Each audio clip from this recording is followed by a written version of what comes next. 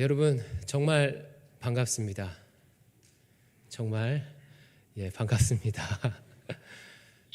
제 마음을 잘 이해하지 못하실 거예요. 여러분들께서는 매주일 제 얼굴을 보고 계시지만 저는 오늘 비로소 이렇게 현장 예배 20%지만 현장 예배로 주일 예배를 처음으로 드렸습니다. 그래서 1부, 2부까지 이렇게 인사를 하면 감동이 없을 줄 알았는데 이 3부 때 또 새로운 얼굴들을 보니까 막 감동이 밀려와요. 정말 반갑습니다. 아무쪼록 지금 쓰고 있는 마스크도 벗어버리고 우리가 자유롭게 찬양하고 또 기도할 날이 속히 오기를 주님의 이름으로 간절히 축원합니다. 오늘 우리가 살펴볼 시편 1편은요 시냇가에 심은 나무 프로젝트의 주제 말씀입니다. 이번에 실시하는 매일 말씀 묵상 운동은 시편 1편 3절 말씀에 나와 있는 시냇가에 심은 나무에서 그 이름을 따왔습니다. 그래서 오늘은 이 주제 말씀을 조금 깊이 살펴보고자 하는데요. 시편 1편은요 시편 전체를 이해하는데도 굉장히 중요한 말씀입니다. 시편은 150편의 시를 이렇게 한 군데에 모아놓은 책이죠. 시편의 절반 가까이는 다윗이 지었습니다. 그리고 나머지는 무명의 시인들과 또 여러 시인들이 지은 시들이에요. 약 1000년여에 걸쳐져서 지은 시들을 이렇게 한 군데로 모아놓은 것이 시편입니다. 이 시들이 시편이라는 한 권의 책으로 모아진 때는 제2성전기라고 여겨집니다.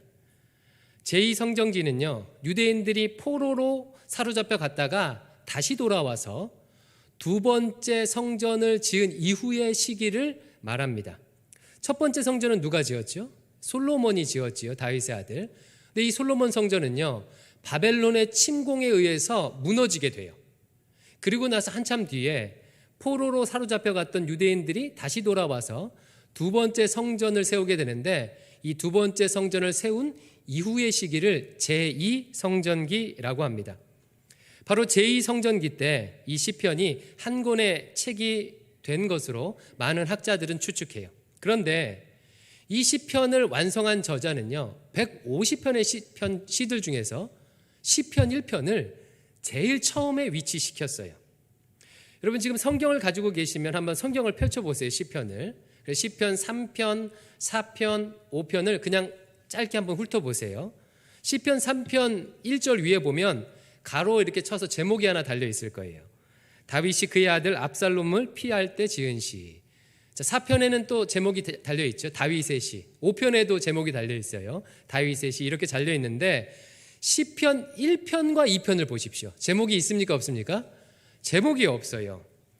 그 이유는 무엇이냐면 시편 1편과 2편이 시편 150편 전체의 제목이 되기 때문에 그렇습니다. 그렇다면 왜 시편을 완성한 사람은 시편 1편을 시편의 제목으로 제일 처음 위치시켰을까요? 당시 시대상을 이해하면 그 이유를 알기가 크게 어렵지 않습니다. 언제 시편이 완성되었다고 했죠? 포로에서 귀환한 이후 제2성전기예요. 그러면 이때 당시 유대 공동체에서 제일 중요했던 것이 무엇이었을까요? 그것은 당연히 유대 공동체의 정체성을 회복하는 일이에요. 오랜 기간 이방의 포로로 사로잡혀 있었기 때문에 하나님 백성으로서의 정체성, 유대 공동체의 정체성이 많이 약화되어 있었습니다. 우리나라도 비슷한 경험을 한 적이 있죠. 일제 36년 강제 점령기를 보내면서 대한민국의 정체성에 심한 훼손을 입었습니다. 그래서 해방 이후에 가장 중요하게 했어야 했던 일이 일제의 잔재를 청산하고 대한민국의 정체성을 다시 세우는 일, 이것이 중요했죠. 유대인들도 마찬가지예요. 단지 성전을 세운다고 성벽을 세운다고 유대 공동체가 다시 세워지는 게 아닙니다. 정체성을 잃어버린 민족은 언제라도 다시 무너질 수 있는 거죠. 그래서 유대 지도자들은요 유대 공동체가 하나님 백성으로서의 정체성을 다시 회복할 수 있도록 노력했어요. 시편은 그런 배경 가운데서 이렇게 한 권으로 완성된 것입니다. 즉 시편은요 유대인들의 정체성이 무엇인지 하나님 백성의 정체성이 무엇인지를 보여주는 책이에요. 그리고 시편 1편은요. 그 정체성이 무엇이어야 하는지 시편 전체의 제목이 되어서 분명하게 선언하면서 이 시편의 문을 열고 있는 것입니다. 여기까지 어렵지 않죠, 그렇죠? 그러면 이런 배경을 가지고 시편 1편 1절 말씀을 한번 읽어보겠습니다. 시편 1편 1절입니다. 시작. 복 있는 사람은 악인들의 꾀를 따르지 아니하며 죄인들의 길에 서지 아니하며 오만한 자들의 자리에 앉지 아니하고. 여기서 복 있는 사람은요, 누구를 가리키냐면 하나님 백성의 정체성을 가진 사람들을 일컬어요. 반면에 악인, 죄인, 오만한 자들은요, 당시 유행을 쫓아 우상 숭배하는 자들을 의미합니다. 복 있는 사람들은, 즉 하나님의 백성으로서의 정체성을 가진 사람들은요, 악인들, 죄인들, 오만한 자들을 따르지 않는다는 거예요. 당시 예루살렘을 통치하고 있던 이방 제국, 페르시아 제국의 우상 숭배를 따라 사는 사람들이 아니라는 것입니다. 그렇다면 복 있는 사람들, 하나님 백성의 정체성을 가진 사람은 무엇을 쫓아서 사는 사람들일까요? 2절 말씀이 그것을 보여주죠. 2절을 읽어보겠습니다. 2절입니다. 시작. 오직 여호와의 율법을 즐거워하여 그의 율법을 주야로 묵상하는도다. 아멘. 하나님 백성의 정체성을 가진 사람은 여호와의 율법, 즉 하나님의 말씀을 주야로 묵상하며 그 말씀을 쫓아 사는 사람이라고 선언하고 있습니다. 그래서 시편 1편은요, 하나님 백성의 정체성이 하나님의 말씀을 묵상하느냐의 여부에 달려 있다고 말하는 거예요. 유대 공동체의 정체성 회복에 있어서 가장 중요한 것이 바로 하나님의 말씀을 매일 묵상하는지 여부에 달려 있다고 지금 말하고 있는 거예요. 반면에 하나님 백성의 정체성을 잃어버린 자들은 어떻게 살아가요? 과거 포로 시절에 그랬던 것처럼 당시 유행하던 페르시아 제국의 종교, 사상, 철학대로 살아갑니다. 그와 같은 사람들은 명목상으로는 유대인들이고 명목상으로는 하나님의 백성이지만 실제 삶은요, 이방인들의 꾀를 따르고 이방인들의 길에 서고 이방인들이 앉는 자리에 앉으려는 방식으로 살아간다는 거예요. 실제로 당시 많은 유대인들이 그랬습니다. 포로에서 돌아온 유대인 중에 상당수가요, 하나님의 백성의 정체성을 잃어버린 채 그냥 당시 유행하던 신들을 섬기는 방식으로 살았어요. 그런데 한 번 더 생각해 보면 어쩌면 이것은 그때 당시 배경에서는 너무나도 자연스럽고 당연한 일이에요. 왜냐하면 그들은 태어날 때부터 어디서 태어났어요? 태어날 때부터 바벨론, 태어날 때 메대, 태어날 때부터 페르시아에서 태어났습니다. 그러니까 태어날 때부터 그와 같은 우상숭배 문화를 보고 배우며 익히고 성장했어요. 그러니 당연히 그 방식대로 생각하고 그 방식대로 이해하고 그 방식대로 세상을 바라보고 추구하며 사는 것이 어찌 보면 너무나도 자연스럽고 당연합니다. 근데 그것은 우리도 마찬가지예요. 우리도 태어날 때 이 시대에 유행하는 세계관, 가치관의 영향을 받고 자라가죠. 그러면서 자연스럽게 이 시대에 유행하는 가치관과 세계관에 깊이 물들어 있습니다. 그 가치관으로, 세계관으로 인생을 바라보고 해석하는 거죠. 빨간 안경을 끼고 세상을 바라보면 세상이 빨갛게 보이고, 파란 안경을 끼고 세상을 보면 세상이 파랗게 보이는 것처럼 나도 모르게 자연스럽게 이 시대의 안경, 이 시대의 가치관의 안경을 끼고 세상을 바라보고 해석하는 거죠. 그렇다면 여러분들께서 생각하기에 한국 사회에서 지금 유행하거나 유행했던 가치관은 어떤 것이 있는 것 같으십니까? 오랫동안 큰 영향을 준 것은요, 아마 유교나 불교의 가치관일 거예요. 나이 많은 어르신들 같은 경우는요, 태어날 때부터 유교 문화, 제사 문화의 영향을 받고 자라왔습니다. 그래서 때가 되면 명절이 되거나 기일이 되거나 때가 되면요, 자연스럽게 제사를 지내고 그러는 것이 너무나도 자연스러워요. 그와 같은 방식으로 세상을 보죠. 그리고 자연스럽게요, 세상을 바라볼 때요, 신하보다는 임금이, 학생보다는 교사가, 여자보다는 남자가, 아이보다는 어른이 더 중요하다, 가치 있다고 자연스럽게 생각해요. 왜냐하면 어렸을 때부터 그렇게 듣고 보고 배우고 자랐기 때문에 그렇죠. 하지만 지금은요, 유교의 영향이 많이 약해졌죠. 요즘 시대를 좌우하는 가치관은 아마 뭐니 해도 머니겠죠. 그렇죠? 돈입니다. 세상에서 가장 가치 있는 것이 자본, 즉 돈이다라고 생각하는 자본주의 시대에 살고 있습니다. 자본주의 가치관이 유교적 가치관을 넘어 이 시대의 지배적 가치관이 된 것이 오래지요. 20년 전쯤에 히트쳤던 TV 광고가 하나 있어요. 아마 여러분들 기억하실 텐데 카드 광고였는데요.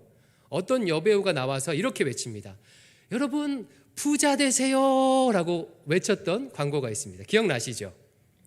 그 광고가 나왔을 때 어떤 학자가 이렇게 그 시대를 이 광고를 통해서 분석한 글을 본 적이 있어요. 요약하자면 내용이 이와 같습니다. 이 광고가 나오기 전까지는 공영방송에서 노골적으로 부자 되라고 외치지 않았다. 다들 부자 되고 싶어 하지만 그래도 청렴해야 한다는 선비적 가치, 유교적 가치를 더 높게 여겼기 때문에 노골적으로는 부자 되라고 말하지 않았다. 그러나 이제 부자 되세요라고 자유롭게 외칠 수 있는 시대가 되었다. 이것은 가치관의 역전이 이루어졌다는 것을 의미한다. 유교적 가치에서 자본주의의 가치로 완전히 넘어갔다는 것을 의미한다 라고 이렇게 그 광고를 통해서 시대를 분석했습니다. 저는 참 많이 공감이 되더라고요. 제가 어린 시절만 해도요, 선호하는 직업은요, 사자 들어가는 직업이었어요. 물론 지금도 그렇지만 제가 어린 시절에는 굉장했습니다. 사회적 명망과 지위가 중요했죠. 그래서 어떤 청년이 나는 연예인 하고 싶어요 그러면 어른들이 싫어했어요. 딴 따라 한다고 어른들이 싫어했습니다. 근데 지금은 어떻죠? 직업이 크게 상관없어요. 뭐가 중요합니까? 돈이 이제 잘 벌리는 직업이 좋은 직업이 됐습니다. 자, 여러분들이 어떤 가치관을 가지고 있는지 작은 테스트를 한번 해볼게요. 제가 질문을 드려볼 테니까 한번 여러분들의 가치 기준으로 한번 판단해 보시기 바라요. 주일 11시 30분, 지금 예배죠. 주일 11시 30분 장년부 예배가 더 중요할까요? 아니면 같은 시간에 열리는 유치부 예배가 더 중요할까요? 한번 여러분들의 가치 기준으로 판단해 보십시오. 사실 이 질문은요, 말도 안 되는 질문입니다. 신학적으로는 질문 자체가 매우 어리석죠. 장년부 예배나 유치부 예배 둘 다 동일하게 가치 있게 하나님 앞에 중요한 예배이죠. 그런데 만약 어떤 사람이 이렇게 생각을 하는 거예요. 아유, 그래도 어른들 예배가 애들 예배보다 더 중요하지 라고 생각한다면 이분의 가치 기준은 뭐죠? 나이겠죠. 나이. 그렇죠? 아마 유교적 가치관의 영향을 받았을 가능성이 매우 높습니다. 근데 반면에 어떤 사람이 이렇게 생각해요. 아이고, 애들은 헌금도 안 하는데 헌금 많이 하는 어른들 예배가 더 중요하지요 라고 생각한다면 이분의 가치 기준은 뭐예요? 헌금이에요. 그렇죠? 돈인 거죠. 자본주의의 영향을 받았을 가능성이 매우 높습니다. 여러분들은 어떠십니까? 자, 인간은요, 보고 들은 대로 생각하게 되어 있습니다.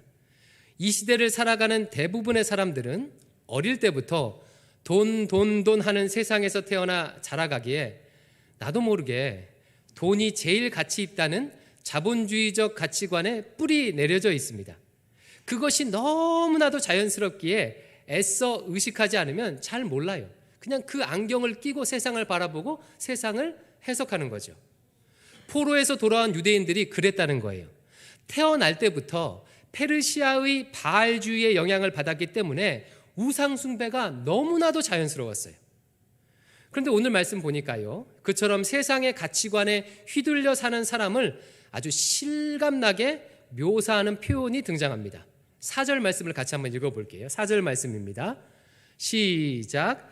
악인들은 그렇지 아니하며 오직 바람에 나는 겨와 같도다.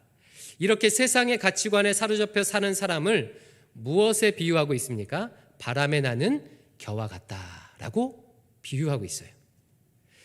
여러분, 바람에 나는 겨를 본 적이 있으십니까? 있으시죠? 알맹이 없이 껍질만 남은 겨는요, 매우 가볍기 때문에 바람이 불면요, 쉽게 바람에 휩쓸려 갑니다. 세상의 가치관에 사로잡혀 사는 사람들은요, 바로 바람 불면 부는 대로 이리저리 흩어지는 이런 겨와 같은 인생을 살게 된다고 지금 말하고 있는 거예요. 우상 숭배에 사로잡혀 사는 유대인들은요, 그런 삶을 살았어요. 아이고, 이번에 가뭄이 튼 이유는 바알 신을 노엽게 했기 때문이래. 바알에게 제사 드려야 한대. 이렇게 휩쓸려 가고요. 그래서 바알에게 제사를 드렸어요. 아이고, 바알에게 제사 드려도 가뭄이 계속되는 것은 바알의 부인 아세라 여신이 삐져서 그렇대. 아세라에게 제사를 드려야 한대. 또 그렇게 바람 부는 대로 제사를 드려요. 아이고, 그래도 흉년이 든 이유는 젊은 처녀를 바쳤어야 되는데 양과 염소를 바쳐서 그렇대. 저 옆나라는 젊은 처녀를 바쳐서 흉년이 안 들고 풍년이 들였대. 그러면 또 그 바람에 휩쓸려 가는 거죠. 바람에 나는 겨와 같은 유대인들은 풍년이 들고 자신들을 안전하게 할 수 있다는 방법만 있으면 그것이 무엇이든지 이리 휩쓸리고 저리 휩쓸리며 우상 숭배했다는 거예요. 이 시대 사람들도 마찬가지죠. 돈이 가장 가치 있다고 여기는 세상에 살기에 어떤 곳에 돈이 된다고 하면 너도 나도 그 바람에 휩쓸려 갑니다. 아이고, 이번에 어디가 개발된대. 세종이래 세종, 대구래 대구, 아니 부산이래 부산, 아니야 그린벨트 풀릴지 몰라 육사협이래, 주식이래 주식, 아니야 암호화폐야 암호화폐. 예. 여러분, 오해하지 마십시오. 주식, 암호화폐, 부동산 이 자체가 죄거나 문제가 있는 게 아니죠. 뭐가 문제입니까? 하나님 말씀에 뿌리 내려서 말씀의 인도하심을 받는 게 아니라 자본주의 가치관에 뿌리 내려 돈바람 쫓아 이리저리 휘둘리며 사는 그런 삶이 문제인 거예요. 이런 삶은 알맹이가 없는 삶입니다. 이런 인생은요, 모양은 겨처럼 생겨서 그 안에 뭔가 있는 것 같지만 막상 열어보면 알맹이는 없고 껍데기만 남아있는 그런 의미 없는 인생이라는 거예요. 이것은 말씀에 뿌리 내리지 않고 세상 유행을 쫓아 살아가는 모든 방식에 다 적용됩니다. 예를 들어 자식 키우는 것도 마찬가지예요. 부모가 하나님의 말씀에 뿌리 내려 있지 않으면요, 엄마들 모임 한번 갔다 오거나 혹은 유튜브에서 혹 하는 영상을 보게 되면요, 이 바람 저 바람에 휩쓸리게 됩니다. 저 학원이 좋대, 이 선생님이 좋대, 이 학교가 좋대. 소중한 자기 자식을 세상 바람에 휩쓸리도록 던져놓게 되는 거죠. 심지어 목회도 마찬가지예요. 목회조차도 말씀에 뿌리 내리지 않으면 바람에 나는 겨처럼 목회할 수 있습니다. 아이고, 요즘 저 프로그램 도입한 교회가 부흥했대. 아니, 저 프로그램이 더 낫대. 아이고, 요즘은 영상이래, 줌이래 하면서 휩쓸리면 알맹이는 없이 겨만 만드는 목회를 할 수 있다는 것입니다. 목회자로서 제가 주의하는 것 중에 하나가 바로 이런 거예요. 중심 없이 유행에 휩쓸리는 것. 다시 말하지만 학원, 학교, 온라인, 줌, 유튜브 이런 게 나쁜 게 아닌 거죠. 뭐가 문제인 거예요? 하나님의 말씀이 아닌 다른 가치관에 사로잡혀 중심이 없이 바람에 휩쓸리는 삶의 방식이 문제인 거예요. 그렇게 살면 결과가 어떻다고요? 알맹이 없는 인생이라는 거예요. 겨 같은 인생이라는 것입니다. 반면에요, 하나님의 백성은 어떻게 살아가는 사람이라고 말합니까? 2절 말씀에 여호와의 율법을 즐거워하여 그의 율법을 주야로 묵상하는 자로다. 하나님 백성으로서의 정체성을 가진 자는요, 세상 유행을 쫓아 사는 사람이 아닙니다. 하나님의 말씀을 즐거워하고 그 말씀을 주야로 묵상하는 자입니다.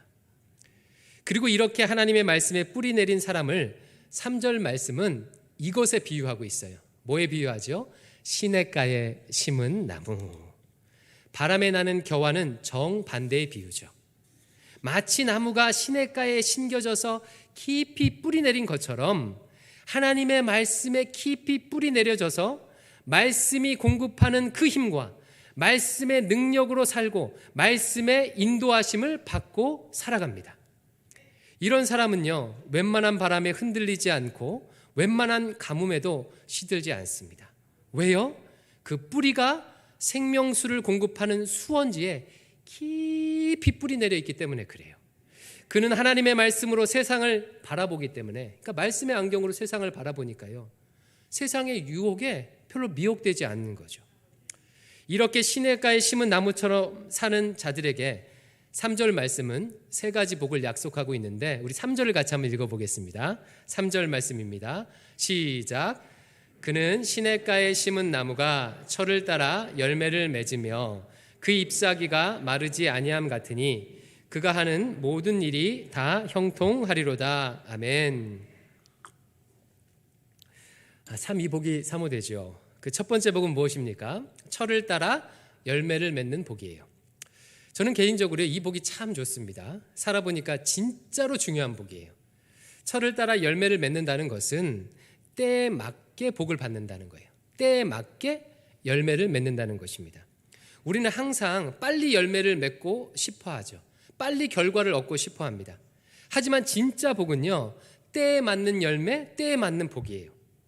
아마 이런 기사를 그 인터넷이나 뉴스에서 심심치 않게 보셨을 텐데, 로또 복권 당첨된 사람들의 인생이 당첨 이후에 어떻게 됐는지 추적 조사하는 그런 기사를 본 적이 있으실 거예요. 여러 조사들이 있는데요, 미국의 한 조사를 보니까요, 로또 복권 당첨된 사람 중에 3분의 1이 파산했대요. 70% 이상이 비참한 인생을 산다고 말하고 있어요. 우린 잘 이해 안 되죠. 나 당첨되기만 하면 잘 살 것 같은데, 그렇죠? 왜 그렇습니까?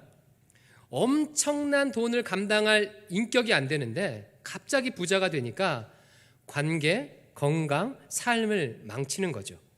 준비가 안 되었는데, 즉 때가 되지 않았는데 생기는 부, 명예, 권력은 자기를 파괴하고 가족을 파괴하고 이웃을 파괴하게 되는 것입니다.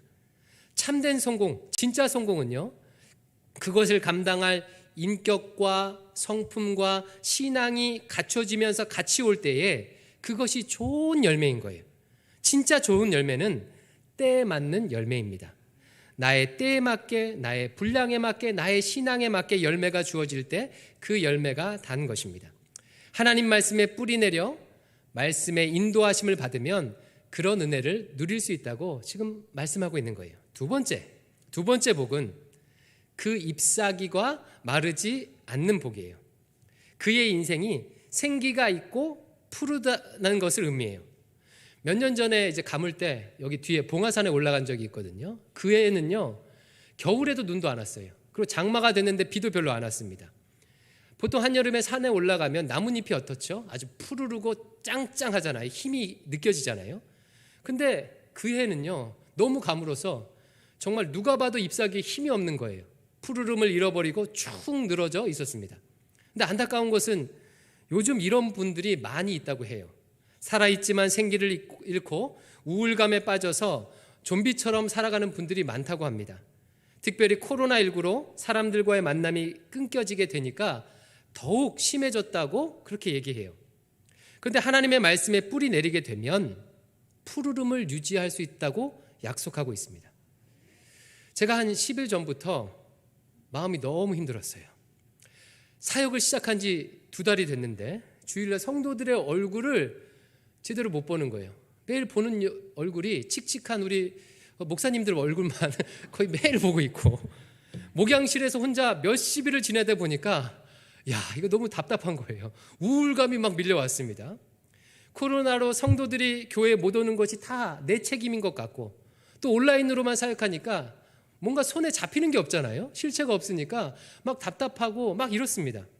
말씀 묵상하자고 외치는데 이게 성도들이 듣고 있는지, 성도들을 귀찮게 하는 건 아닌지, 여러 가지 복잡한 생각이 들면서 마음이 너무 힘든 거예요. 축 늘어져서 생기를 잃어버리고 막 그런 마음들이 들었습니다. 정말 마음이 힘들었어요. 여러분은 온라인으로만 보니까 잘 모르셨죠, 그렇죠? 그러다가 지난 수요일 아침에 성경을 묵상을 했는데요. 그날 본문이 누가복음 15장이었어요. 어떤 내용이었냐면 99마리 양을 놔두고 잃어버린 한 마리 양을 찾아가는 목자에 대한 이야기였습니다. 그날 아침 그 말씀을 묵상하는데요. 그 비유에 나오는 잃어버린 한 마리 양이 꼭 제 모습인 것 같은 거예요. 혼자 코로나라는 광야에서 혼자 목회의 길을 잃고 헤매고 있는 양의 모습이 꼭 제 모습인 것 같이 느껴졌습니다. 그리고 여러분들은 이제 온라인으로 편하게 하니까 99마리 양. 근데 그 말씀을 묵상하는데 얼마나 위로가 되든지요. 저를 생각하시는 주님의 마음이 느껴졌어요. 그래서 그 말씀을 묵상하면서 나를 끝까지 찾아오시는 주님이 내 마음을 아시는구나 이렇게 생각하게 되니까요. 답답했던 가슴이 뻥 뚫리는 것 같았어요. 물론 완전히 해결된 건 아니거든요. 하지만 그 말씀을 통해서 다시 목회할 힘이 생기고 다시 교회를 섬길 힘이 생겼습니다. 또 오해하지 마십시오. 오늘 목사님이 우리는 99마리 양이고 자기는 잃어버린 양인데 주님이 나만 찾았다 이렇게 생각하지 마세요. 예. 아마 말씀을 묵상하시는 분들은요, 이런 경험을 정말 많이 하셨을 거예요. 삶의 벼랑 끝에 있을 때, 우울할 때 그 말씀이, 하나님의 말씀이 설교를 통해서든 아니면 성경을 읽을 때든 그 말씀이 내 영혼에 생기를 불어 넣어주는 그런 경험을 해보셨을 거예요. 바로 이런 복이 말씀에 뿌리 내린 자에게 임한다고 지금 약속하고 있는 거예요. 마지막으로 세 번째 복은 모든 일이 다 형통하게 되는 복입니다. 이 말씀은요, 내가 원하는 대로 다 이루어진다는 말이 아니에요. 내 계획대로 다 된다는 뜻이 아닙니다. 성도 여러분, 우리가 원하는 대로 다 된다면, 만약 그렇게 된다면요, 우리 인생은 망하게 되죠. 우리는 한 치 앞도 내다볼 수 없는 연약한 존재 아닙니까? 이 말씀은 무슨 뜻이냐면 내 삶에 일어나는 모든 일들이 잘 진행되어서 낭비 없이 버려짐 없이 하나님의 뜻을 이루는 데 사용된다는, 형통하게 사용된다는 그런 의미예요. 여러분, 인생을 살면서 가장 비참한 것 중 하나는요, 죽도록 고생했는데 모든 수고가 헛수고가 될 때 정말 인생이 비참하죠. 예를 들어 자식을 잘 키우려고 죽도록 고생했는데 나중에 자식과 사이가 멀어지는 거예요. 죽도록 고생해서 집 한 채를 딱 마련했는데 그 집에 들어가서 부부가 심하게 갈등해서 그 집이 지옥이 되는 경우 얼마나 많습니까? 이런 일이.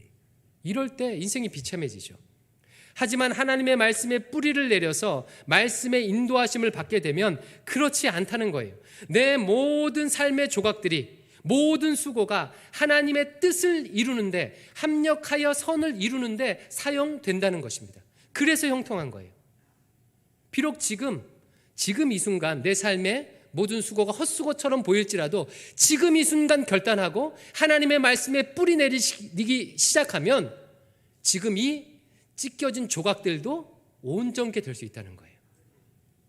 사실 이거는 당연한 결과입니다. 철을 따라 열매를 맺고 잎사귀가 마르지 않는 삶을 살기에 결과적으로 그 삶의 열매들이 내 자식도 살리고 내 배우자도 살리고 주변 이웃도 살리게 되는 거죠. 하나님 나라를 이루는데 형통하게 사용될 수밖에 없는 것입니다. 누가 이런 은혜를 누린다고요? 하나님의 말씀을 매일 주야로 묵상함으로 그 말씀에 깊이 뿌리 내린 시냇가에 심은 나무 같은 사람들이 그 은혜를 누린다고요. 사랑하는 성도 여러분, 오늘 아침 이 말씀을 가지고 우리의 삶을 비춰보시기 바랍니다. 나는 바람에 나는 겨처럼 세상의 유행을 쫓아 잡힐 듯 잡히지 않는 돈 바람 쫓는 인생을 살고 있는 것은 아닌지, 그래서 무늬만 기독교인인 것은 아닌지 한번 돌아보시기 바라요. 아니면 시냇가에 심은 나무처럼 하나님의 말씀에 깊이 뿌리 내려 말씀이 주시는 힘과 능력으로 말씀의 인도하심을 따라서 하나님 백성의 정체성을 가지고 사는 사람인지 여러분 돌아보시기 바랍니다. 바라기는 대광의 모든 성도가 바람에 나는 겨가 아니라 시냇가에 심은 나무와 같은 삶을 살기를 주님의 이름으로 축원드립니다. 기도하겠습니다. 아버지 하나님, 오늘 말씀을 통하여서 바람에 나는 겨가 아닌 하나님의 말씀에 깊이 뿌리 내린 시냇가에 심은 나무와 같은 인생을 살기로 소망하게 하시니 감사합니다. 모든 대광의 성도들이 그와 같은 인생을 살도록 인도하여 주시옵소서. 예수님 이름으로 기도합니다. 아멘.